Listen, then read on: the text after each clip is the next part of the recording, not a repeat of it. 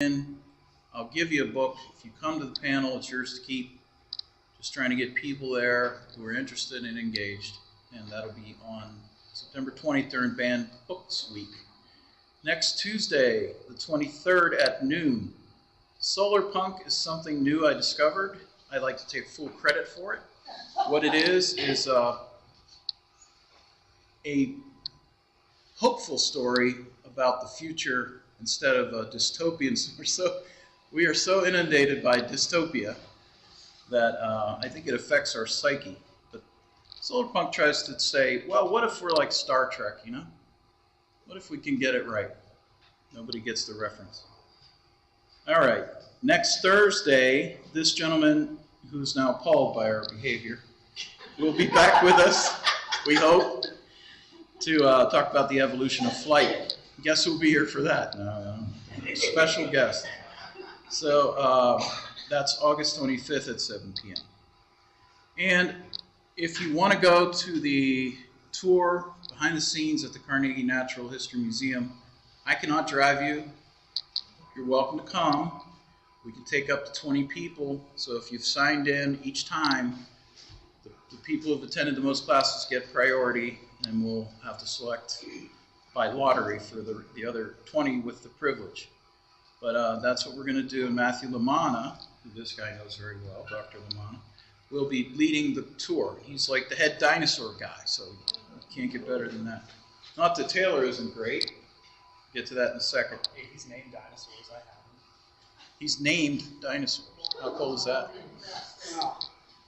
One day there'll be a McCoy-saur, I'm sure. So, Taylor is a vertebrate paleontology volunteer at the Carnegie Museum of Natural History under Dr. Lamanna. His experience there includes community outreach through science communication and fossil restoration. He just brought some samples tonight that he'll get to.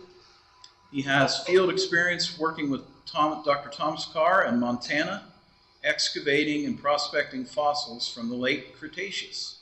Here's our new instructor, Taylor McCoy.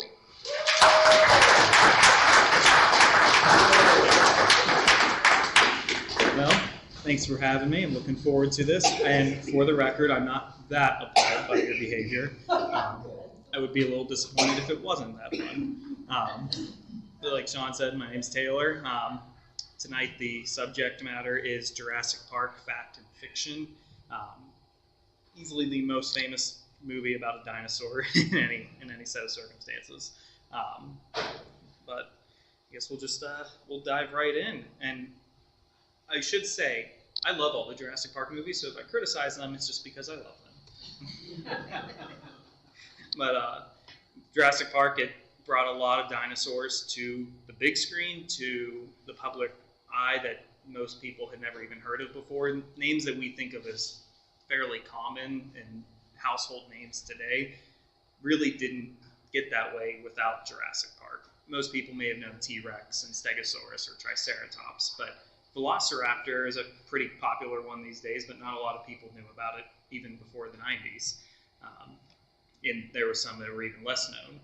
So it was a big deal, and it was, groundbreaking in both the film sense and in a paleontological sense. There's a lot of paleontologists these days who will tell you that they became a paleontologist because of that movie. So even with the scientific inaccuracies or any things that have fallen out of favor since then, it's still worth our time.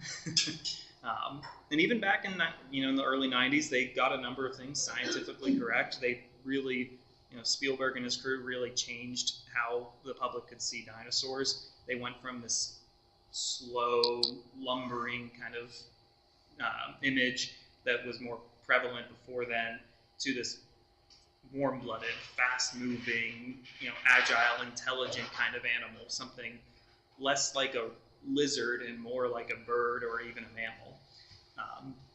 Something that, before then, dinosaurs were destined for extinction. They were failures, they were poorly adapted to their environment, and they were doomed to go extinct. But they lasted for 165 million years. You're doing something right if you last that long. And we have something like 1,000 named species now, and that number just continues to grow. There's probably been 10 new species named just this year. So despite paleontology being around since the mid-1800s, they're still naming them. So a lot has changed since the 90s, but we'll kind of take that dinosaur by dinosaur. There's a lot of dinosaurs in those movies, too many to cover in one evening. I mean, I would happily talk about them all night long, but we don't have that much time. So we'll focus on a couple of major species. In no particular order, we'll cover T-Rex, Brachiosaurus, Velociraptor, Triceratops, Stegosaurus, Dilophosaurus, Spinosaurus, Therizinosaurus, and Giganotosaurus. And these are dinosaurs that have been in the movies from the first one all the way to the most recent one this year. So we're going to cover the whole Jurassic Park universe from 93 to 2022.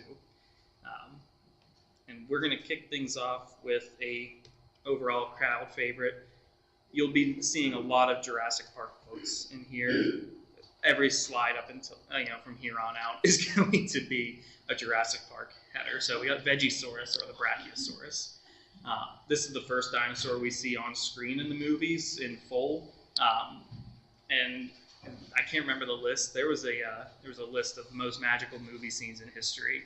The scene introducing the Brachiosaurus got 28th on the list of 100 movie moments. So a lot of people were floored the first time they saw a dinosaur like that on screen. There's a number of comments that are made as soon as it shows up. Dr. Grant, the main paleontologist character, he notes that he and his colleague Dr. Sattler, they note there's an update on the computer. So no, we're not going to update that now. But they note that the Brachiosaurus, it's not living in a swamp. Before that, big, long-necked dinosaurs were constantly depicted as living in swamps, living in the water to support their weight because they were just so big. Then, as time went on, the understanding was that these animals were fully terrestrial, capable of walking on land. Their skeletons were filled with air sac systems and hollow bones to help lighten the load. So they only weighed 40 tons, only. For a land animal, that's pretty good.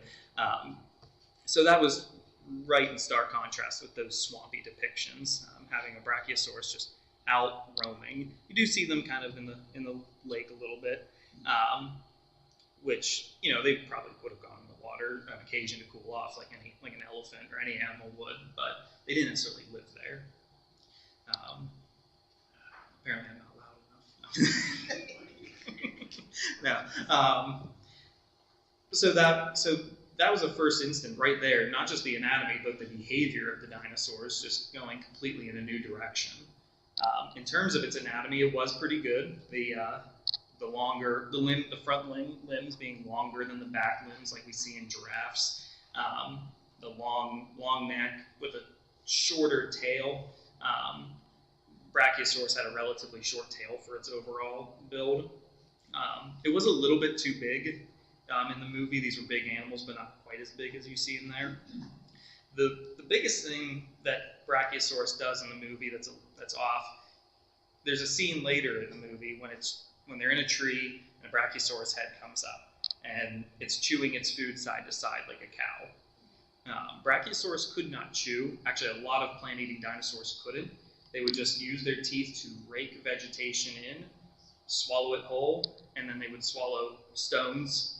And chickens do that today with little pebbles, but these guys were swallowing stones the size of your fist. And that would grind up the food in their stomach. So no back-to-back, side-to-side chewing like we see in the movie. Some dinosaurs did chew. The big duck-billed dinosaurs and the horned dinosaurs, they could chew. But they would basically just smash their lower jaw up into their upper jaw. They wouldn't go side-to-side either. So no dinosaur, as far as we know, really did that. There's also a point with the Brachiosaurus. It's a little bit what we call shrink-wrapped, which just means it's a little skinny. It could use a little bit more soft tissue. It was, this was kind of common in the 90s, and in the 80s as well, with depictions of dinosaurs where there just was basically someone would take a skeleton, put a minimal amount of muscle and fat, and then just cover the rest of it in skin. we know from modern animals that there's a lot of variability. Some are skinnier than others. So if a Brachiosaurus looked like that, then somebody was underfeeding that animal. So we have a depiction of Brachiosaurus, which is a little bit more paleo accurate, kind of giving you an idea of just how big these animals were. The skeleton there is just outside the Chicago Field Museum. I don't think it's there anymore, unfortunately. I think it was getting a little bit in rough shape. And then, of course, the picture from Jurassic Park. So you can kind of see the picture from the movie. It's just kind of the neck is a little bit on the light side in terms of soft tissue. It could be a little bit bulkier. But overall, Brachiosaurus does pretty well in the movie. It does most of its things right. Then the other super famous dinosaur that we all know and love, Triceratops. We had a dancing Triceratops just earlier. I don't think they did that. Never say never. They may have done a little bit of a dancing to attract a mate or something, but not on their back legs. In the movie, Dr. Grant, the paleontologist, he's awestruck by the Triceratops. He says it's the most beautiful thing he's ever seen. And it was an impressive animal, and the movie does it justice. Big, long brow horns, shorter nose horn, and bumpy skin. We actually have Triceratops skin impressions, which show this like pebbly, scaly skin with these bigger bumps distributed around in different random spots. So in certain shots, you can see up close, there's bigger scales and smaller scales, and that's pretty much what we would expect in the living animal. Size-wise, it's pretty much correct. There is one thing of note in this depiction. The frill, the big shield, has these triangular horns kind of like adorning it. And we know Triceratops had those, but only at a young age. As the animals grew, those little triangular horns actually shrunk down and basically just flattened to the point where you wouldn't have really been able to notice them. This is supposed to be an adult animal, so those little triangular horns should be gone. It would have had them at one point in its life, but basically not at the point it was depicted in the movie. But besides that, the Triceratops is pretty good. And, the front feet, the feet are a little too elephant-like, but besides that, it's mostly just little details, especially for an early '90s depiction. The top left is a Triceratops from. It's not from the movies, but it's from the Jurassic World franchise. You can see those big triangular, little horns around the frill, and then the other corner we have a more paleo-accurate Triceratops depiction. You can kind of see the front feet are a little less elephant-like than what you see in the movies, and those little triangular horns are a little bit flatter. They don't stand out as pointy nearly as much. And then the skeleton really depicts that with the frill being just completely rounded out at that point. Triceratops went through a pretty crazy growth series, actually. I wish I put pictures of that in here. When they were young, their frills were pretty much flat against their necks, and their horns kind of curled up a little bit. And then as it grew, we had Triceratops skulls from little babies where the skulls are only about that big to adults where they were 6 feet, 8 feet long. And the frill would basically raise up and the horns would kind of point forward. A lot of animals will go through some pretty crazy growth changes as they mature. Triceratops was one of the more significant changes. And things like that could be a matter of recognizing a young animal versus an older animal. When your horns are pointing up, you're also, the younger ones are the most vulnerable to predators. Maybe that was having an easier time poking at a T-Rex or something, because a T-Rex would be significantly taller. As they grew, they could basically just eye up a T-Rex. Yes? What's the life expectancy? So I don't know of any studies on Triceratops life expectancy. They did grow fairly quickly. And then they would pretty much never stop growing once they reached full size, but they would slow down a lot, which is what we see in modern crocodilians. T-Rex could live up to about 30 to 35 years. That's about as old as the oldest T-Rex we've found gets. So Triceratops probably lived a little bit longer, just being a little bit more of a slow-moving kind of lifestyle, being a vegetarian. Not kind of carnivores tend to live fast, die young, but they're probably not a whole lot longer. If I were to guess, probably about 30 to 50-year range for the Triceratops. But yeah, sure. But they reach that age pretty quickly. When you're living in an environment with the largest terrestrial carnivore that ever lived, you have to grow fast. The paleo art in the top also kind of shows the little bumpy scales as well. The other big famous herbivorous dinosaur besides Triceratops and Brachiosaurus we see is Stegosaurus. Stegosaurus actually kind of has two different depictions in the movies. The first time we see it in the second movie, The Lost World, it's actually the more accurate version, which is kind of funny to me that the older version is the more accurate version.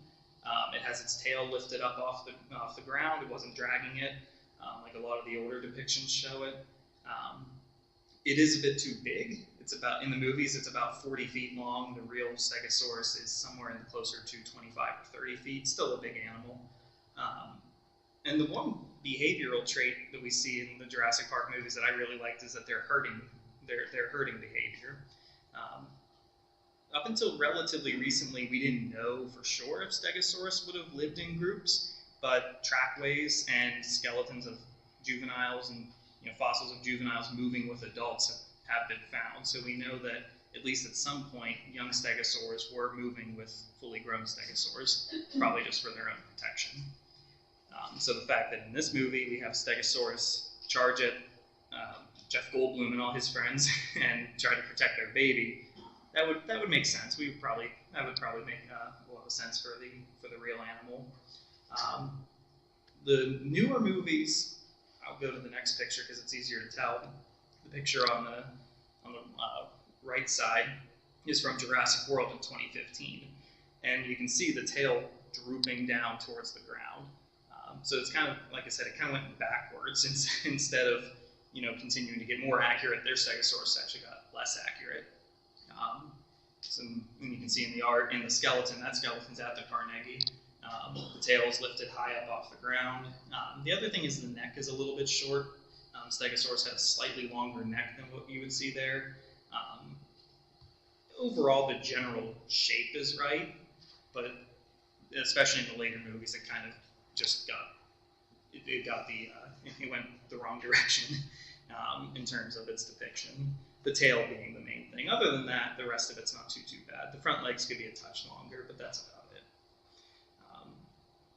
There's a scene in a TV show, an animated TV show from Jurassic Park, where a Stegosaurus sheds its plates, the big plates on its back. It did not shed its plates. Those were permanently attached to the body. Once they started growing, unless it got injured and it broke off, they weren't going anywhere.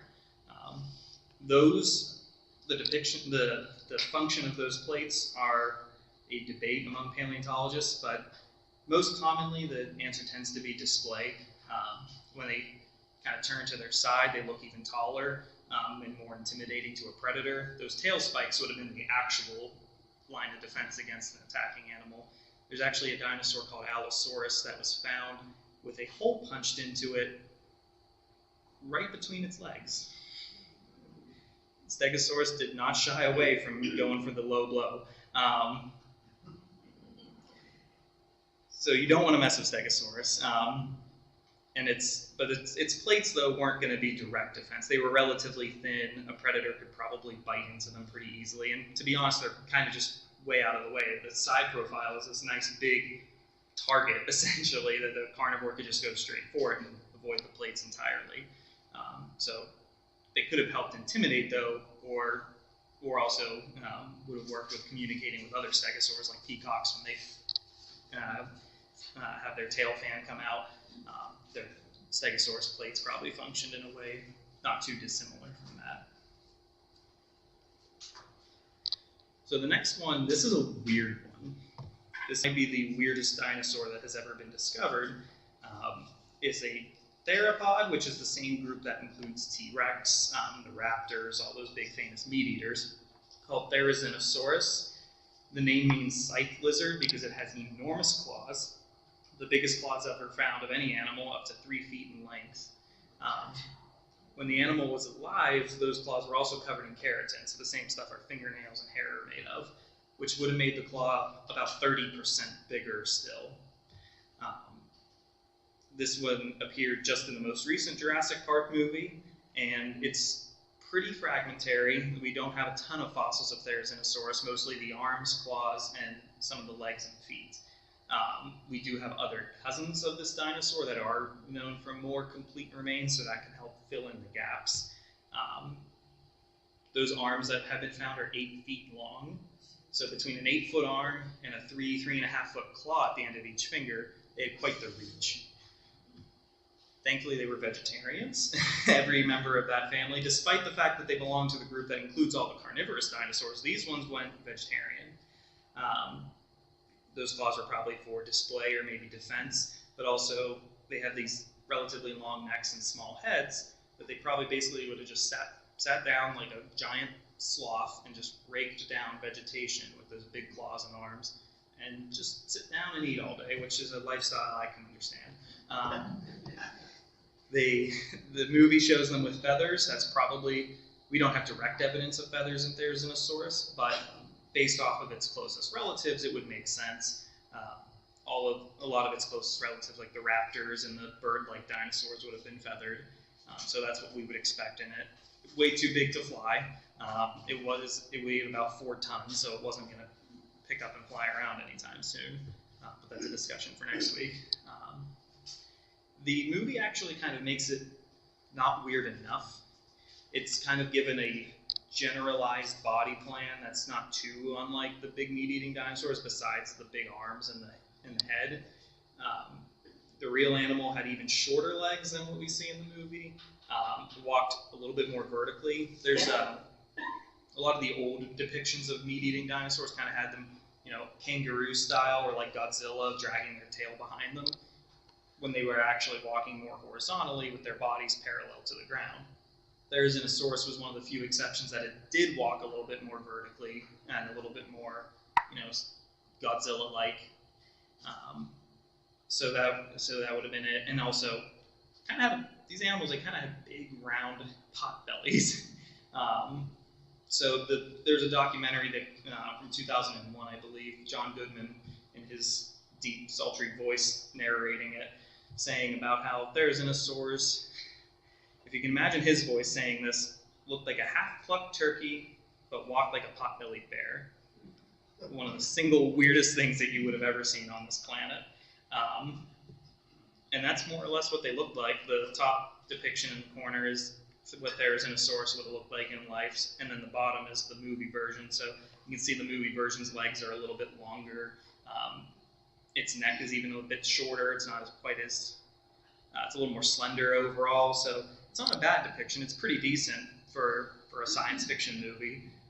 But these animals were even weirder than that. The skeleton on the side is a cousin of Therizinosaurus called Nothronicus. Its name actually means sloth lizard. It was found down in New Mexico. So Therizinosaurus is from Asia, in Mongolia, and then this one, and then its cousin we have here in the U.S. And it's a more complete known Therizinosaurus. So we're able to take animals like the Nothronicus and because we can tell that they're closely related from the bones that we do have that overlap, we can kind of fill in the gaps for its cousin. And it just got really weird. No offense to the Therizinosaurus, I wouldn't tell that to its face. But it's a fun one. It's a fun dinosaur. This is arguably the most inaccurate dinosaur in the movies. It shows up in the first movie, and then in the most recent one, we have Dilophosaurus. This is a carnivorous dinosaur from the early Jurassic, so about 190, 200 million years ago. One of the first big meat-eating dinosaurs that ever showed up. Really, the only thing that they get right in the movie is that it has those 2 crests on its head.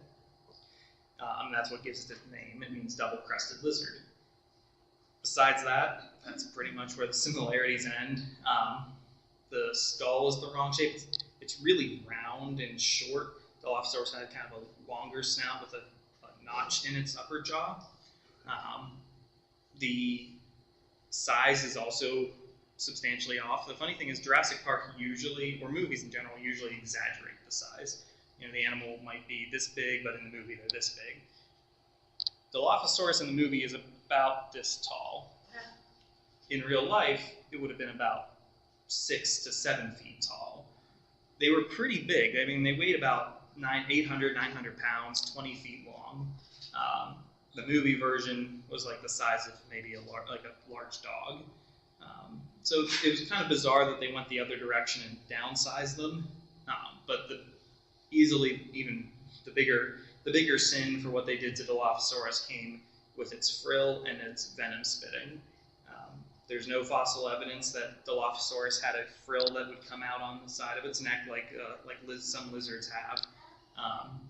And there's no evidence in the skull or the teeth that it would have spit venom.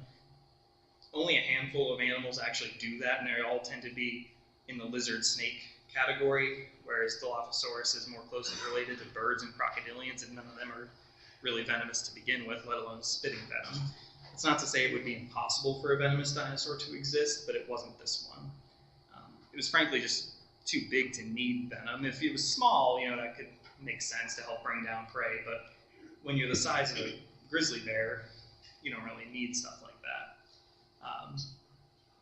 So, top corner with the movie illustration, frill coming out, relatively small dinosaur, and then you can see in the bottom picture it's substantially bigger than the silhouette of the person it's standing next to. That's, like I said, probably the biggest movie mistakes that were made with Dilophosaurus. Another trait that it has in the movies that is seen in a lot of the meat-eating dinosaurs is its wrists are kind of like this. You know, and if you're a kid running around playing pretending to be a dinosaur, you tend to do this, do the little bunny hands, basically.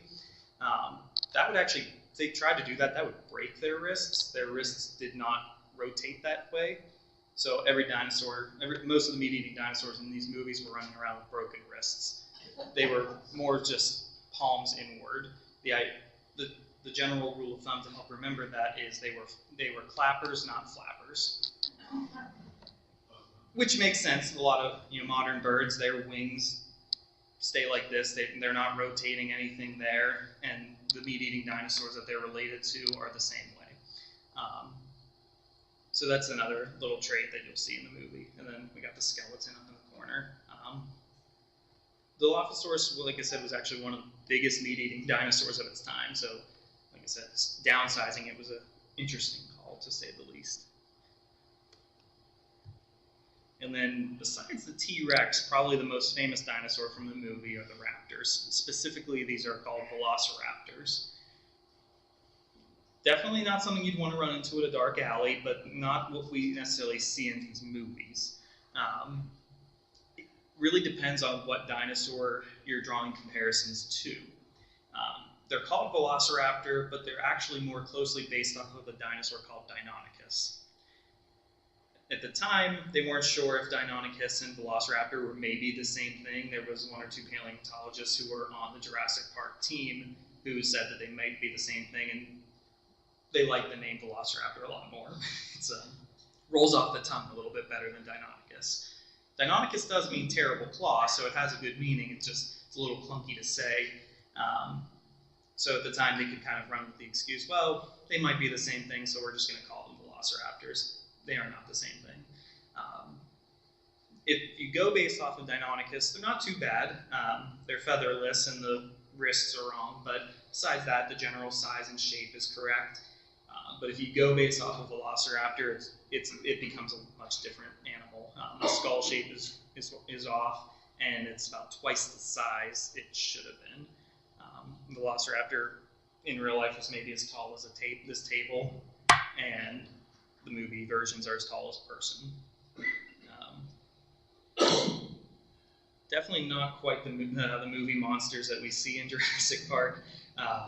Reality paints a very different picture. Basically, at the start of the movie, a kid calls them a 6-foot turkey, and that's actually the most accurate depiction of them in the whole franchise. I like to think of them more like groundhogs because that gives them a little bit more, commands a little bit more respect.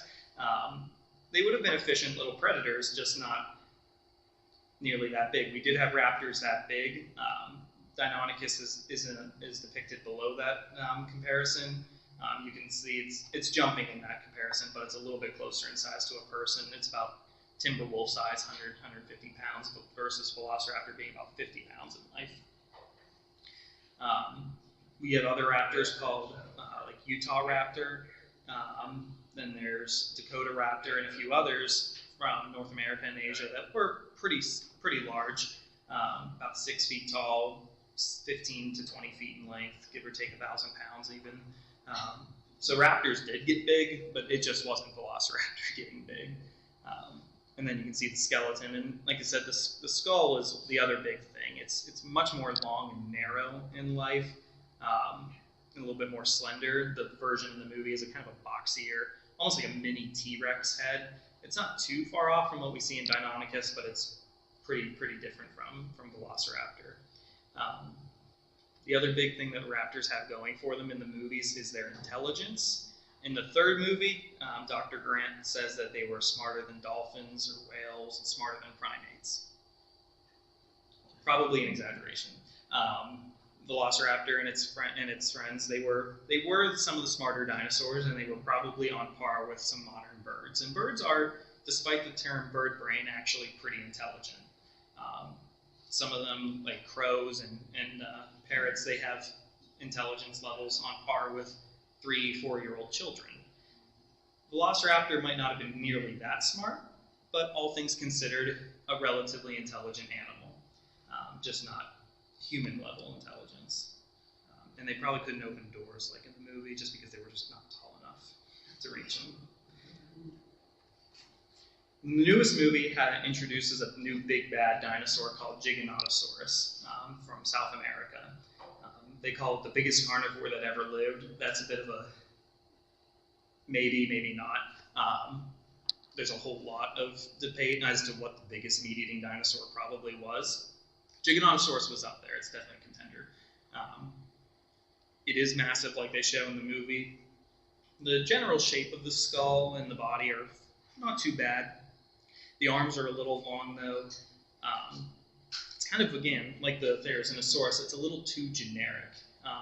The lower jaw in the movie version kind of just slopes up nice and smoothly, like a lot of other meat-eating dinosaurs show. Giganotosaurus, in real life, the skull had a big, like, angular shape to the chin. It had a very prominent chin, of all things. The shape of the teeth are kind of croc-like. They're kind of a little bit straight, which is kind of ironic because this dinosaur belongs to a group called the shark-toothed lizards. So a more accurate tooth shape would be blade-like, like a knife, rather than conical, like in crocodiles. And it also has crocodile-like armor and some spikes coming out of it. We don't have any direct evidence of that kind of skin texture in Giganotosaurus or any of its cousins. So it probably didn't have stuff like that. That's kind of reserved for crocodilians. Not too many dinosaurs had armor. Some of them did. Not too many meat-eating dinosaurs had it, though.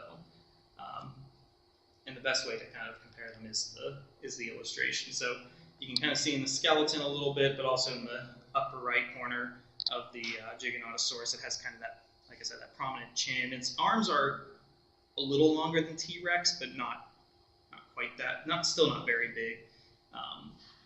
The whole animal was about 43 feet in length and probably weighed anywhere in the ballpark of 6 or 8 tons. The movie version's a bit bigger than that, but it's definitely one of the largest carnivorous dinosaurs that ever lived. It would have given just about anything a run for its money.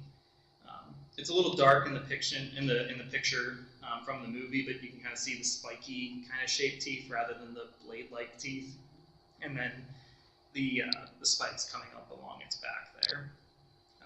It may have had some bumpiness, not to say its skin was perfectly smooth. They didn't have lotion back then anyways. But it probably wasn't exactly croc-like armor. And then we have the first big meat-eating dinosaur brought into the movies besides T-Rex was Spinosaurus.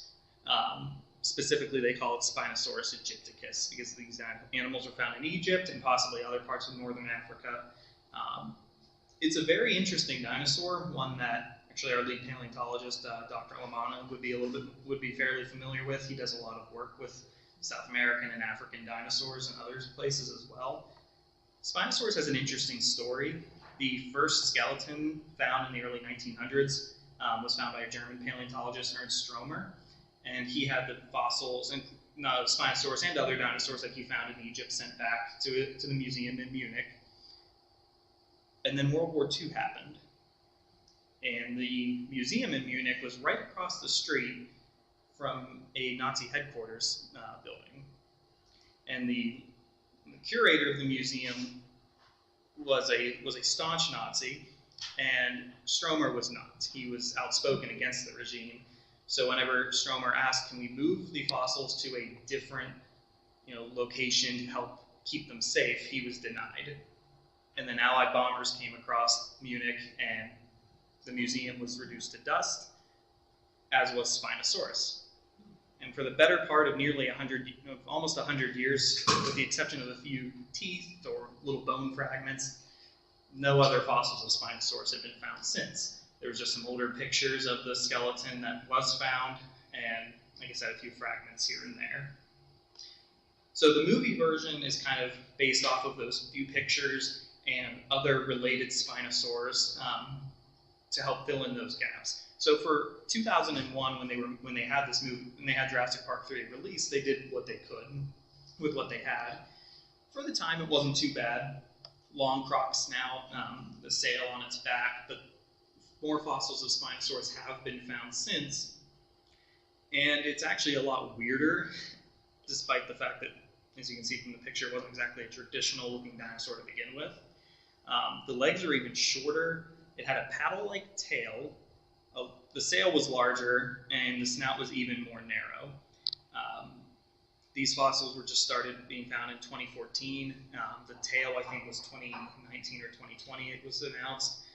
So we've only just recently started getting more up-to-date look on the Spinosaurus. And when you compare the two, it makes for a pretty stark contrast.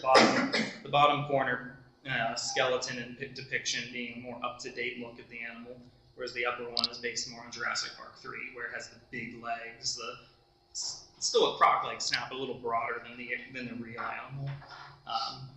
The legs and the tail are probably the biggest difference from what we see in the movies. Spinosaurus may have been semi-aquatic. Its teeth and the skull shape, everything about its skeletal design would suggest it ate fish and spent a lot of time near the water rather than chasing after big herbivorous dinosaurs. We don't know if it was necessarily swimming after prey or if it was kind of like a heron or a stork where it would just sit at the shore and kind of snap at prey or maybe swat at it, because it did have some fairly large arms and claws. In the movie, it faces off against the T-Rex and it wins that fight. I would not put my money on Spinosaurus in real life. It was a big animal. It was something I wouldn't necessarily want to run into, but because it was more built for going after aquatic prey, facing off with a big, heavily built terrestrial carnivore like T-Rex would not have necessarily gone particularly well. It would be like a grizzly bear going after fighting an American alligator on land. In the water, it might be a little bit of a different picture, but on land, most definitely not. Still a really impressive animal in its own right. 50 feet long, which makes it the longest carnivorous dinosaur ever found. It was a little bit lightweight, a little bit slender in comparison to the other ones, so maybe closer to 6 or 7 tons, but still the weight of an elephant, 10 feet longer than T-Rex. The sail on its back, we don't know exactly what it was for, but probably something to the effect of display. You'll find with a lot of dinosaurs, if there's a big flashy feature they have, best bet is it was probably display, whether that's intimidating, a rival or, showing off to others of its kind, something to that effect. So it may have been brightly colored. We don't really know for sure, but it's fun to kind of play with the imagination there. And now we get to the star of the movies, even more than Sam Neill and Jeff Goldblum. I'm sorry, guys. The Tyrannosaurus Rex. The T-Rex in the movies is pretty decent, especially for the 90s depictions. The shape, general proportions aren't too bad. It's a little like the Stegosaurus, where it kind of changes a little bit from the older movies to the new movies. The older one shows a really heavily built animal. The newer ones are a little bit skinny. T-Rex was absurdly robust in its overall build. Going after armored herbivores like Triceratops, you need to be very strongly built. One of the key points in the first movie is if you're standing still, the T-Rex will not see you, and you can get away. If for some reason you happen to run into a T-Rex one day, please, for the love of God, do not stand still. Just run as fast as you can. It had some of the best vision that you could possibly get. It has a visual field of binocular vision better than a hawk. It stood 13 feet tall, so it has a nice, view ahead of it. And its eyes were pretty big. I mean, they were grapefruit size. I mean, you get an animal that big, even if its eyes are going to be pretty big too. And even if it did have trouble seeing you, it has one of the best senses of smell of any animal that ever existed. So even if it was having trouble seeing where you're at, it was definitely going to sniff you out. The other big point was that the T-Rex in the movie, they say we clocked the T-Rex at 32 miles per hour, which would be very impressive for a 18,000-pound animal. Unfortunately for T-Rex, that's probably just a little bit outside of its range of speed. They did a study in the early 2000s. In order to move anywhere between 30 to 45 miles per hour, T-Rex would need up to 80% of its entire muscle mass just concentrated in its legs alone, which would be physically impossible. More likely, T-Rex was moving at a slower but steady pace of anywhere between maybe 10 to 25 miles per hour. 15 to 20 is generally a reasonable estimate. Now, one thing that T-Rex does have going for it is, despite its relatively slow top speed, its legs were actually built not too unlike ours, in that humans are really well built for moving long distances. We can walk pretty far compared to other living things. And so T-Rex, even moving at, quote, only 15 miles per hour, could probably maintain that speed and really just keep on trucking as long as it needed to. The other point that I find is interesting, again, instead of exaggerating a feature, Jurassic Park undersold a feature. Tyrannosaurus Rex has one of the most powerful bites of any animal that ever lived. In the movies, we see it biting things and then having to shake it to finish the job, or it would bite something and the other dinosaur would just shake it off and keep going.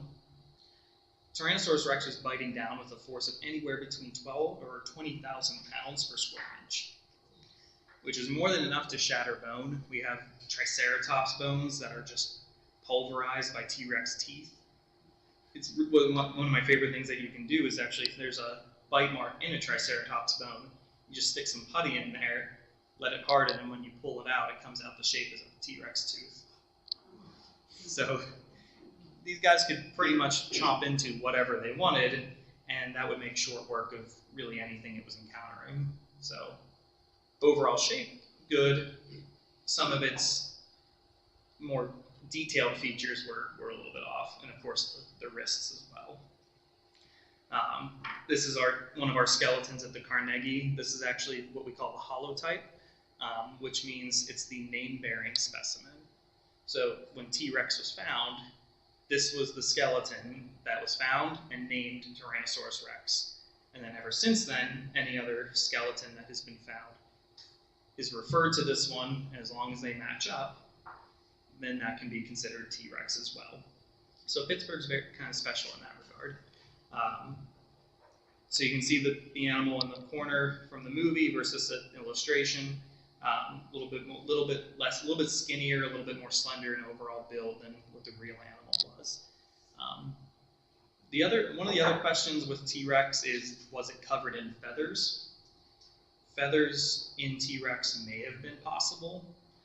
It has some cousins that were feathered. A little dinosaur called D. Long from China, about the same size as a Velociraptor, so about 2-3 feet tall, was found covered in feathers. And it was relatively closely related to T-Rex, a little bit more primitive, and a lot smaller. So for a long time, the idea was, well, maybe only small dinosaurs had feathers, and the big ones didn't. Because when you're small, you have a harder time keeping warm, and things like that would help keep you insulated. Well, 2012 really threw a monkey wrench into that idea when they found a 30-foot-long cousin of T-Rex called Tyrannosaurus in China, also covered in feathers. So much for needing to be small to be feathered, because apparently you can also weigh 2 tons and have feathers. So was T-Rex feathered? Again, it's kind of hard to say. We do have patches of T-Rex skin that are scaly, but they're like the size of a quarter or smaller. And we only have maybe half a dozen of those on an animal 40 feet long. It's definitely not a complete picture of what it looked like. So you could probably throw a few feathers on it and be accurate. You could probably throw just nothing but scales on it and be accurate.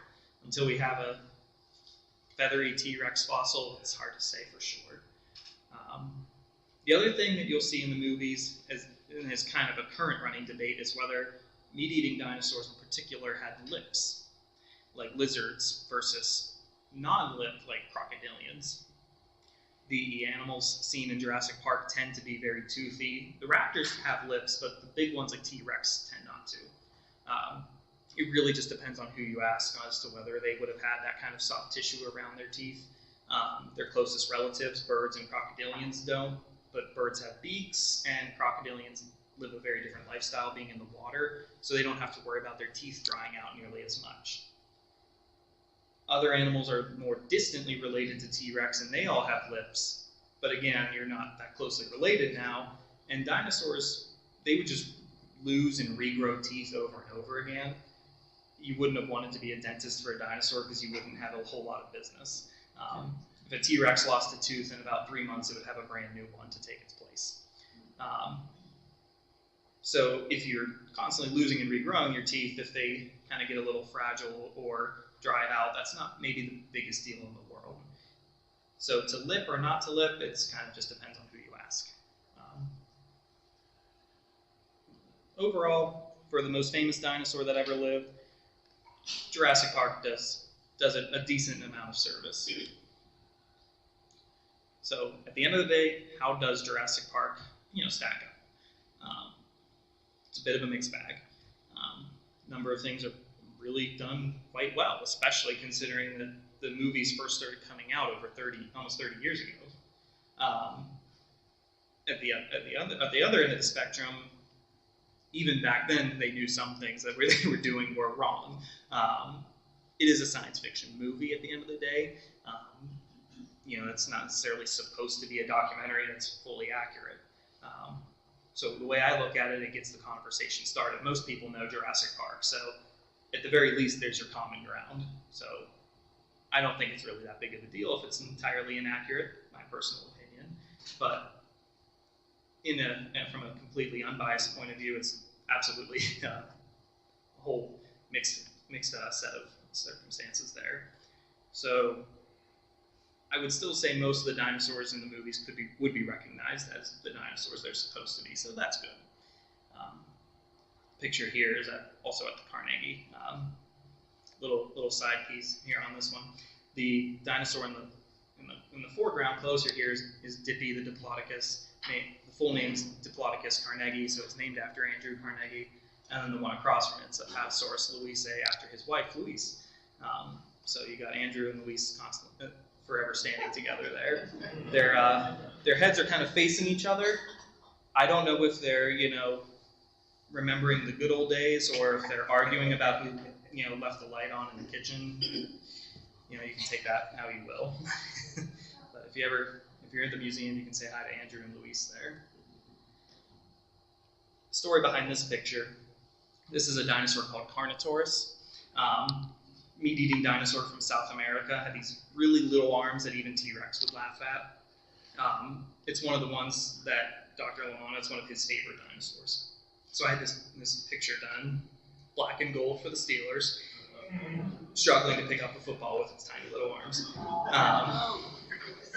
He's from New York originally, so he's actually a Buffalo fan, so it worked out well that the Steelers dinosaur is struggling to pick up a football.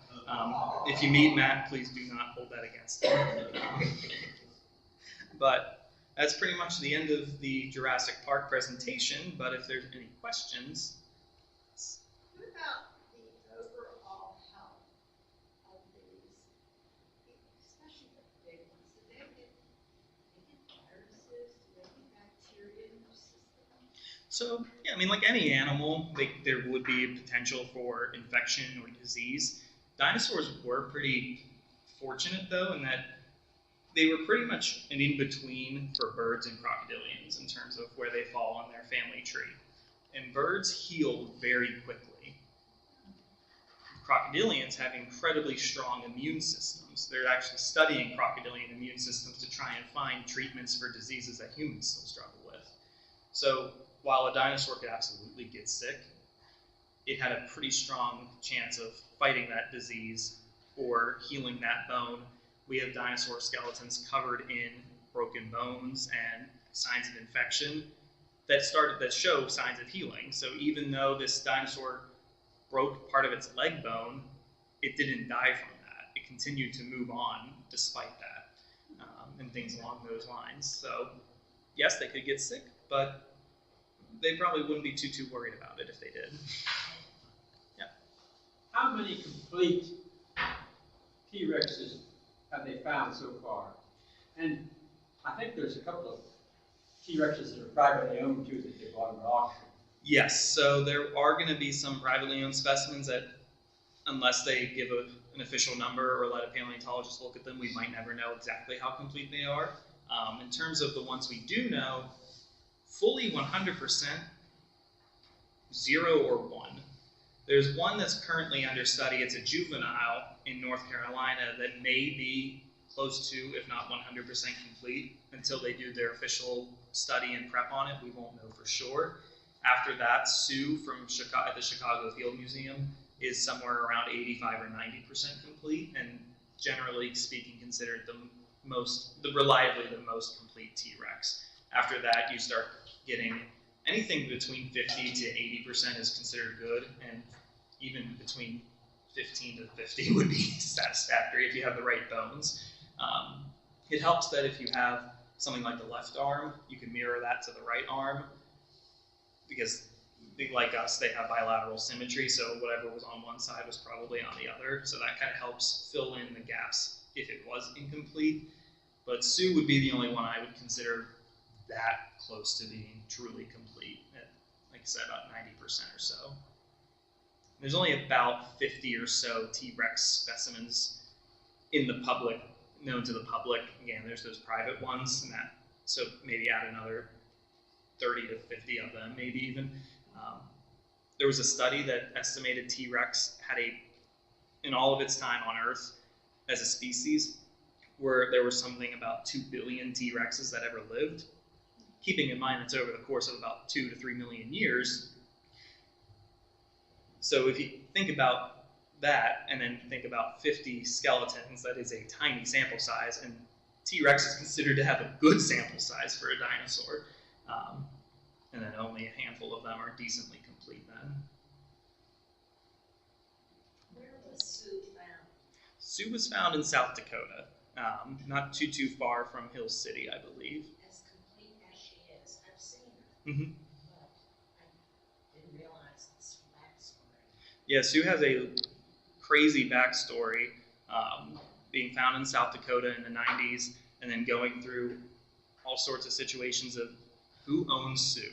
Because when it was found, the crew who found it were under the impression they would get to keep Sue, and then the landowner started kind of backtracking a little bit, and then a Native American tribe in the area was wondering, was it on their land? Do they get justification to have Sue? And long story short, the federal government seized the skeleton and then determined that basically none of them had, the landowner had the right to do what they wanted, so it went to auction.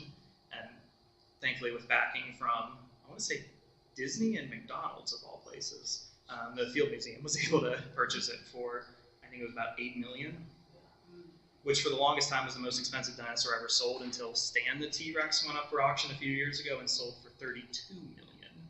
So if you want to talk about inflation, T-Rex skeletons apparently. But yeah, Sue's got quite the story. So, couple questions from online. Mm-hmm. Which, by the way, we have more people watching tonight than all the others. Oh, no pressure. Glad you told me that. First question is, you may have addressed this one.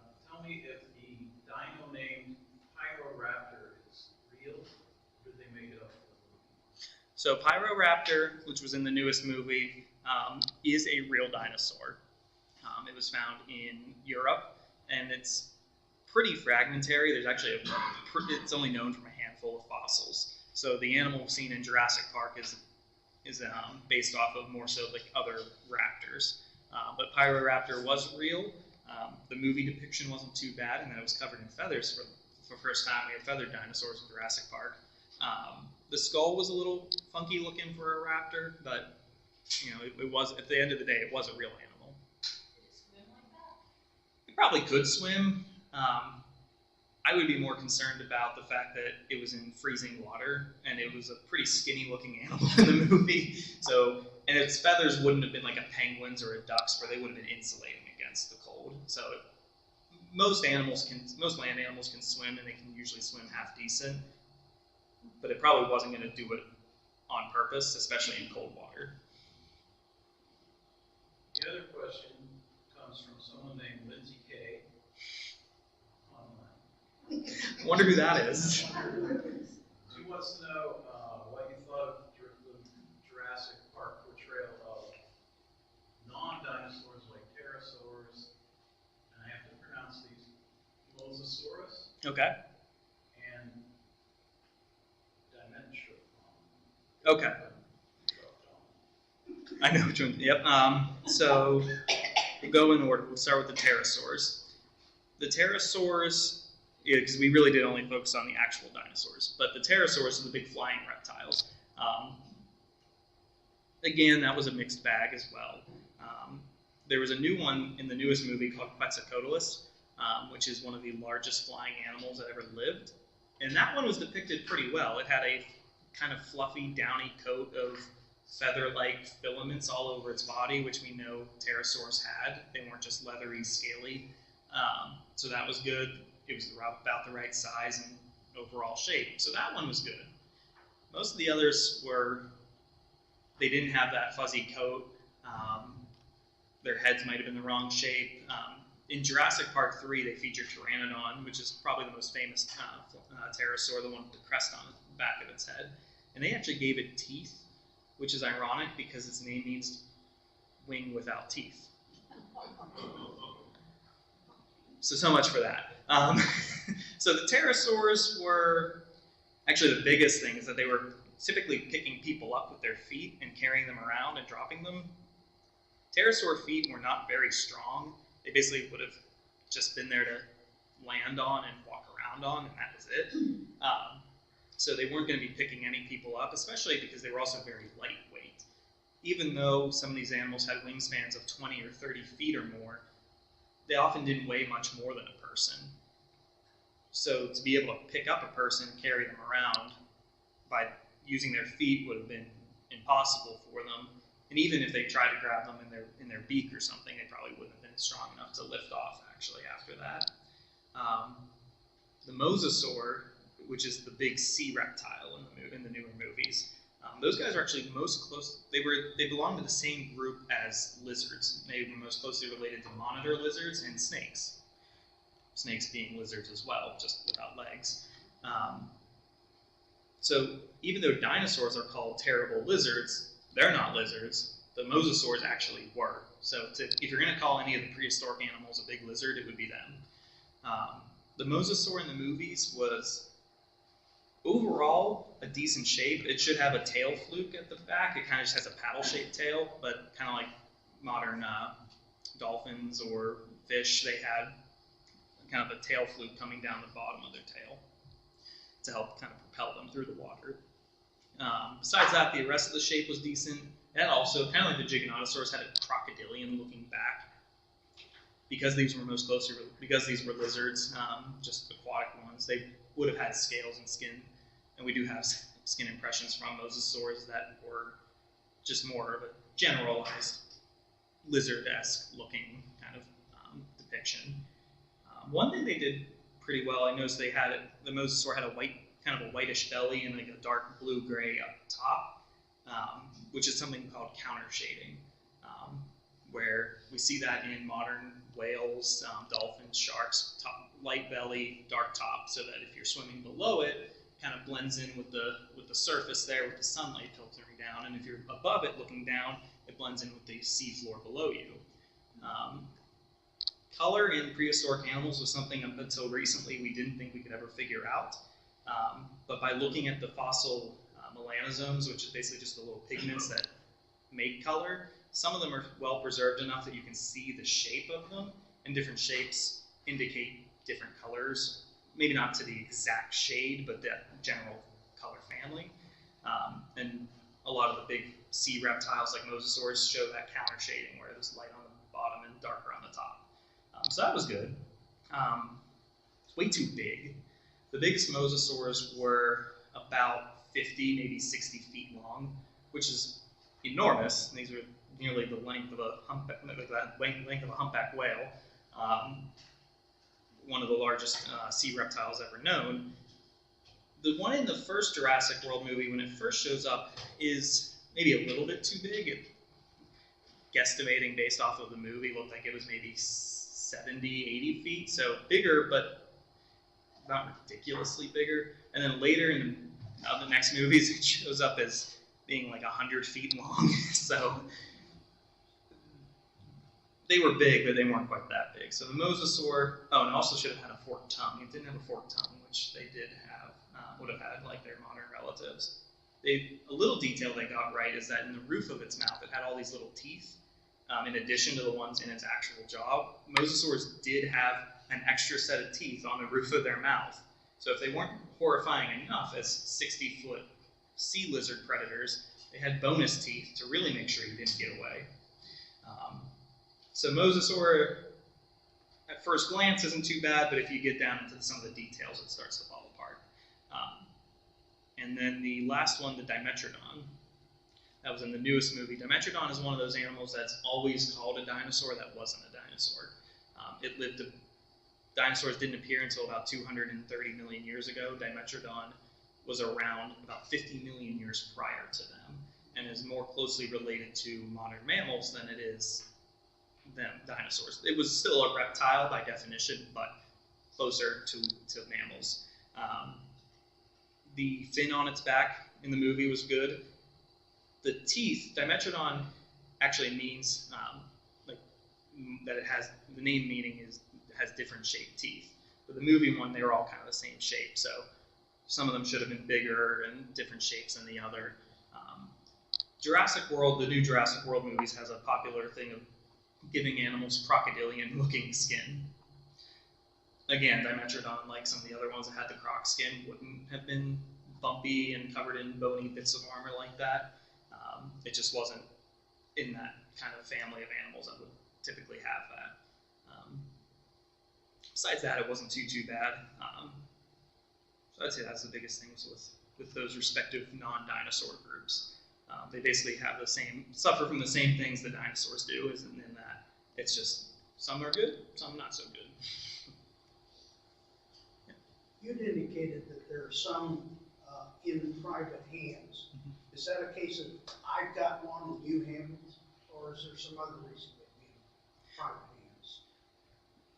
It's kind of a mixed bag. Oftentimes, it depends on where you go. Some countries are very particular about their fossils and where they end up, and it would be considered illegal to keep them, and they have to go to a museum or a university. In the U.S., it basically just depends on your land or mineral rights, and if you own it or not. So if you find it on your land, it is technically speaking yours, and you can do what you will with it. Most folks will, generally speaking, donate them or something to that effect. But once you start getting into full-blown skeletons, then people tend to get a little bit protective of what they found on their land. So sometimes they'll still try to donate or sell them. Others they'll go to auction or they'll just keep it for themselves. There's a lot of debates regarding the ethics of keeping potentially scientifically valuable fossils out of the public eye and away from paleontologists. So yeah, it's pretty much just depends on the person. Sometimes it's sometimes they're happy to give it away or sell it. Other times they just prefer to keep it. And yeah.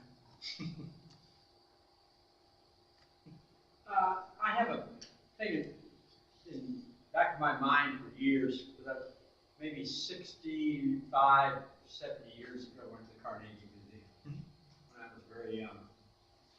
The skeletal displays you have, those are not the actual fossils, are they, or are they casts?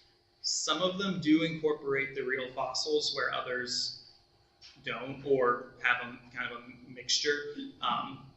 Kind of like to the question earlier about complete skeletons, just because most of them aren't fully complete, you could mount a dinosaur skeleton without its head, but it would look pretty weird. So they might put a cast skull on there, or if it's incomplete, like one of our T-Rexes on display only has a partial skull, so like the upper jaw, back of the skull, and the lower jaw. So they just use those pieces to create a full skull based off of other T-Rex skulls and the pieces we had, and that was put on. Oftentimes it also comes down to they're just way too heavy. The Sioux skeleton has real fossils incorporated, but the skull is cast because the real one was a little bit crushed, and it also weighs 600 pounds. So logistically, it's just hard to mount something that heavy. But there are real fossils incorporated. If you're in the Carnegie again, some of the screens around the skeletons have touch screens where you can click, is it real? And it'll highlight on the skeleton which bones are real, which are cast, and which are sculpted. Or if it's fully cast or anything like that. I saw a hand over here. Maybe. Don't worry. If you remember, just let me know. Oh, yeah, I know what it was. Yeah. You're talking about skeletons found in Europe. Europe has been lived in, dug upon. How do you ever find any fossils there? It kind of depends on where in Europe. Europe was actually the first place where paleontologists started finding fossils. I say that because I'm sure for thousands of years, different civilizations and cultures have been finding them. It would be hard not to. Some scientists have actually theorized that some of them have inspired our common legends of dragons or griffins and things like that, giants. In the case of Europe, on the islands off of Greece, they found these skulls, and hundreds, thousands of years ago, they thought, we got the skull of a cyclops because it had this big hole in the front of its head face. It was vaguely human looking, but it was this big. Come to find out later, it's actually the skull of a dwarf fossil elephant, and the big hole in its face was where the trunk was. So that's kind of an example of fossils inspiring stories. So I wouldn't be shocked if for years they were finding fossils in Europe before they were being scientifically studied. Some buildings actually have rocks, or some of the stone buildings, if you look, you'll actually find little fossils in them sometimes, depending on the building.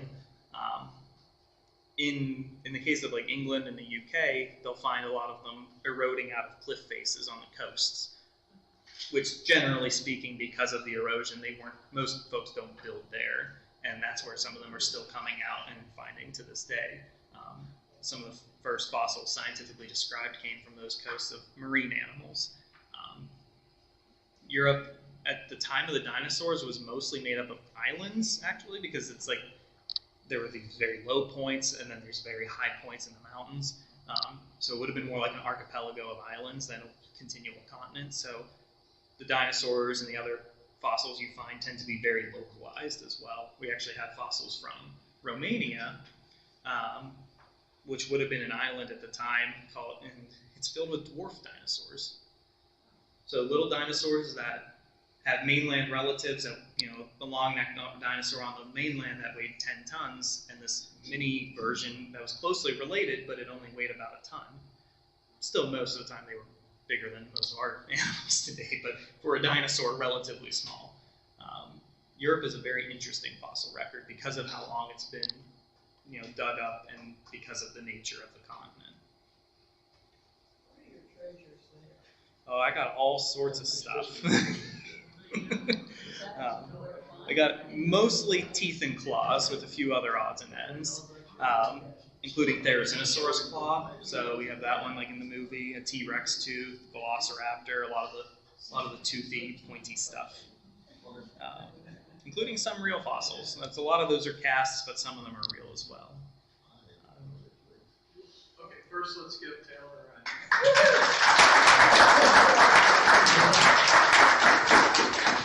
Be sure to stop by and check these out. So we do have the pop quiz to take care of. So Taylor, you're going to call on whoever raises their hand. Sure. Your choice after I ask the question.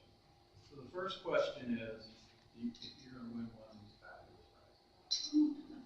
If you get it right. If you don't, someone else will win. If you encounter a T-Rex, which is very likely, should you stay still? I think her hand was up first. Okay. She's saying run. And that's true. Yeah, you want to run. And just hope you outlast it in that run. And now you can throw your new water bottle at it. I'm going to name 3 creatures, and you'll tell me which one is not a dinosaur. Pyroraptor, Brachiosaurus, Mosasaurus. Yep. The Mosasaurus is the lizard of the group. What a fabulous Ohio County Library green blanket. And you can use that like a matador with a bull if you encounter the T-Rex. There you go. And the final question, did Triceratops dance the Charleston? That's not a real question. Thanks again, Taylor. Of course. Thank you for having me. Evolution of flight.